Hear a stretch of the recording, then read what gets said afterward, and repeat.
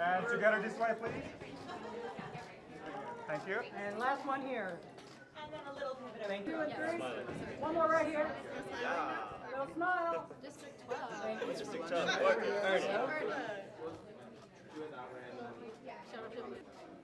Lots of eyes. I just need a few.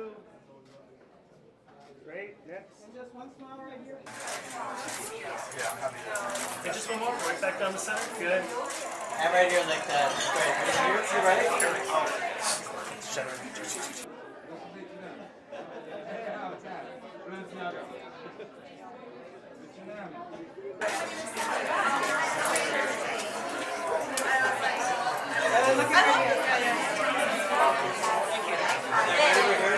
Couple more. Stay with me. Good.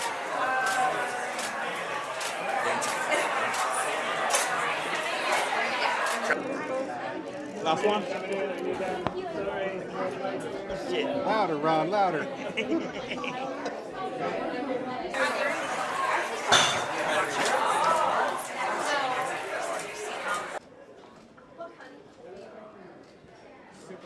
Right over here.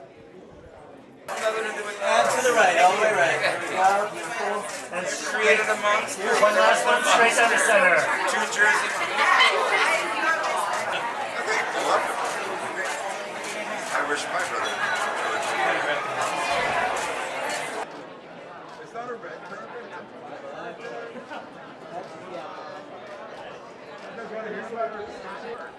And together this way. Thank you. And right in the center, right here in the center. And one more, please. Right here. Ladies, this way, please. This way. And then one more back here, please. Right here. And ladies, one more this way. And together this way, please. One more. And one more all the way over here. And this way, please. Thank you. Right here. One more time. And then right over here. There we go. Good. And just one more right here. Great. Good. Your faces. I mean, we definitely do the casting crew. It's a small little crew. Behind the scenes One more smile.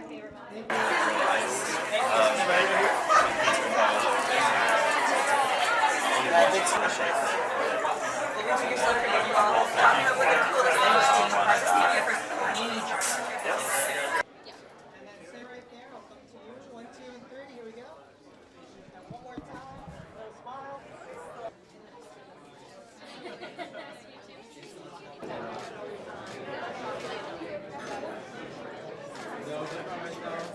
One more is the first time. And then right next to one more smile. She's doing acting school, so I want her to be there. And then Lauren right here. One more smile. One more.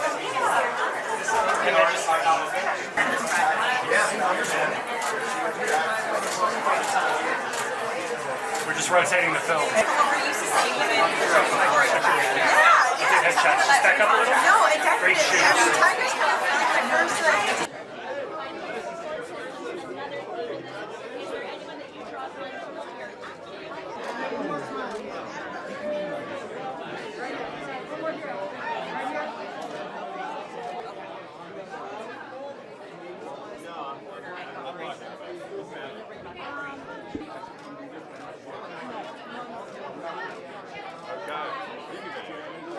No one wants me. This is good.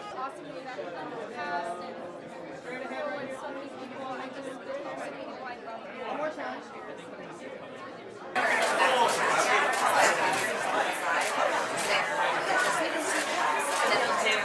Stay right there.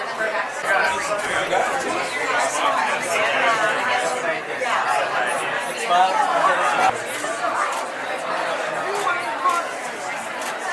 Stay right there. One more time.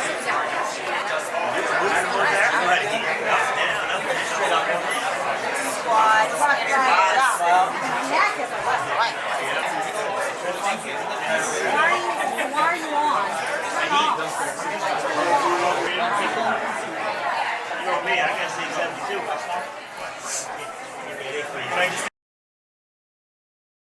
I've sung live in films before. I sang live in my first movie, West Side Story. So it really wasn't too strange of me to get to do that. It was my idea, and I was very thankful that my filmmakers had faith in me. I had to play guitar and sing live. And she has a country music career back in District 12. So getting to sing music like that was just a real honor, and I feel really blessed that I got to do it. They really lead by example. You get to learn by watching them, and something that I learned from Peter Dinklage is just the power of the text. There he is right there. Hi, Peter. Hey, I'm talking about you. And really getting just this, this different take from him every time, yet every take is brilliant and usable. And as an actor, he is just amazing. And then off screen, as a person, he is hilarious. And just seeing that dichotomy of a human who is so brilliant is amazing. I was on FaceTime with my mom, and Peter Dinklage screamed, "Your daughter's rad," which was really cool. Action, romance, snakes. Lucy Gray is a member of a troupe of traveling musicians called the Covey, and they love color. And so she wears her mother's colorful ruffled dress because she knows she's going to get picked at the reaping, and she wants to put on a show for the rest of the districts and for the capital. So really her sense of style, she incorporates snakes, flowers, birds, butterflies, and a lot of color. 2 more days and it's out, which is kind of surreal to be saying, because I kind of, you do these things and you almost never believe that it's ever going to be out there because it's such a labor of love, and this really was that. It was a labor of love with a lot of people that I've come to love. So to kind of give it out into the world feels both, I'm nervous just to like launch it out there because it feels like a baby that I've helped curate, and at the same time I'm like ready to kind of let other people make it their own. He is 64 years younger for a start, which means he's got a lot of life left to live. He is somewhat more innocent, he is more hopeful, he still has a lot of love to give. He has a family who loves him, who we get to see in the film kind of through their eyes. Tigress, played by Hunter Schafer, and Grandmom, played by Fiona Flanagan. And you get to see what he could have been had he not gone down the darker path. And you get to go down that path with him and see where it takes him. These are people who I've been watching on my movie screens and TV screens for years, who have inspired me a lot to kind of keep going. Seeing Peter in Game of Thrones was, one of those performances where I went, oh, that is acting, and I want to do that. And so to be able to work with him years down the line and work with Viola and Jason equally is just a dream come true. Still kind of can't believe that I get to call them my friends and colleagues and do press with them and have shared like some pretty tough scenes with them and learned a lot. Wild, untamed, and spooky. As an actor, you can't judge your characters too hard, and I think a lot of people are kind of curious as to why Corio was the main character in this book and in this film. And for me, it's like a real psychological study into why people do what they do, which is what Suzanne Collins, who wrote the book and has helmed all these movies as well. I think the questions she's asking is big questions about humanity, about love, about life, about conflict, about society as a whole. And for me, it's the real big takeaway is like you can make big, adventurous, exciting films that lots of people go and see and love that also ask the difficult questions about humanity. And that's important to me as an actor and an artist. I'm so excited. I mean, the fan base around this franchise and even this new book also, like with these new younger fans coming in, is just enormous and passionate, and I hope seeing the movie will be like really fulfilling for people who have been like craving more from that world. I think we got really lucky in that there's like a 64-year time jump, and I don't know, at least for me, like in the pressure, I kind of was relieved that I don't know, the time jump gives us some creative liberty to create a different Tigress than the one that we met in the previous Hunger Games series. And someone who's like kind of more grounded and untouched by Snow's tyranny and not like body modified and stuff. So that's I don't know. It feels good to have the space. It's kind of my first like big character piece that's not just a teenage girl who's kind of like 1 or 2 steps away from who I am as a person. Like this really felt like I was playing a character, and it's a dystopian sci-fi world. Like it felt like I was acting, which was really fun, and I felt ready for that. Trish is amazing. And I think Trish had a lot of fun with it too, as far as like, I just remember her like sourcing all of these buttons and belt buckles from like these vintage places that all kind of emulated the time period, and it was pretty special. She's peppered her stories with the greatest names. I mean, everybody has an incredible name. It's like, it reminds me of like Tennessee Williams, who always gave the greatest names to everybody. And yeah, and then of course I could relate to the sort of the guy who invented something that he really didn't know what would happen with it. So, and then he has a moral core, and so he's left with the guilt of creating something that sort of has been uncorked. You can have a lot of fun in Berlin, where we shot the movie, and working with actors like Tom Blyth is really fun.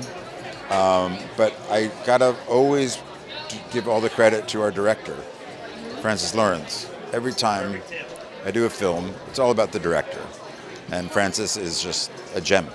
They know what they're doing. They have experience, like we all do when we reach a certain age, and we've been doing it for a while. And Francis and all of them just have the whole movie mapped out when we were shooting, but then they're completely open. The greatest gift they have is they're completely open to new ideas, even though they have everything mapped out. They're just completely generous and open to like what you have to bring them, and surprised and encouraging. I've always wanted to work with her. We're sort of, I'm surprised, given our similar age difference, our ages, that we haven't yet. But it was a gift. She's a gift. I'm so excited. I just can't wait for everyone to see it. We enjoyed making it so much, so I'm really psyched for everyone to see it. I play Coral from District 4, so that's the fishing district. You know, she is fierce. She is a fierce competitor in the Hunger Games.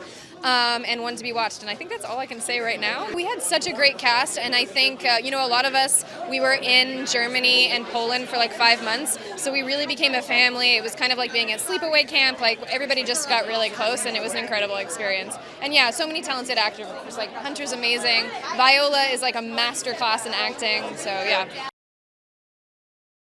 I wanted to bring empathy as the key component for, I think, who Sejanus is. He really cares about his fellow man. He's originally from the districts, so I think his perspective on what it means to be at the reaping and to be selected is completely different from everybody else in the capital, all his peers. So he has this view on humanity and people's capacity to do good that I think is a little bit different than some other people that he knows. So I tried to approach it with that knowledge and build a disposition around that. As far as Peter, Viola, and Jason go, Jason Schwartzman, I was already really big fans of them, so I was trying to absorb as much of that as possible, like maybe learn through osmosis or something like that. And then Tom and I got to hang out a lot during pre-production. Rachel's my girlfriend, you know, so it was a really, really great support system that I think we all had. When I was filming it, I would come home with a lot of questions, kind of philosophically about, you know, the human condition and humans' proclivity towards good or evil. Is that learned? Is that something that, you know, happens with the environment that you're in? I think it's something that is really pulled back in this movie. When we talk about Coriolanus Snow, we all know where he ended up, so this is asking us how it happened. And it leaves just enough to the imagination where the audience can really ponder that after seeing the way the story plays out.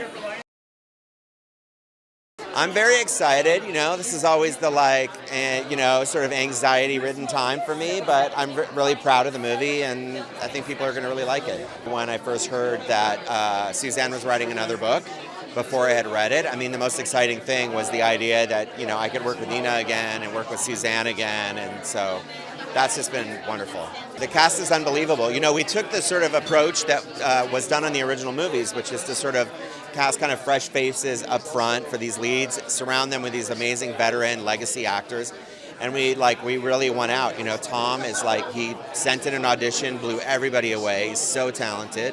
Rachel, first choice, wanted her, had seen her in West Side Story, an amazing actress and singer. I mean, Hunter, she plays like the heart of the movie, and, you know, and she's like got one of the biggest hearts that I know, and is so warm and endearing. Josh is just amazing. And then, of course, Viola is one of the best actors on the planet of all time. She plays a very specific role that has a very specific sort of influence over young Coriolanus Snow, played by Tom Blyth. And, part of my sort of pitch to her was that it's a very different kind of thing for Viola. I don't think she's ever really done anything like this. So it's really fun to work together, share a vision for a character, and get in there and create this character with her.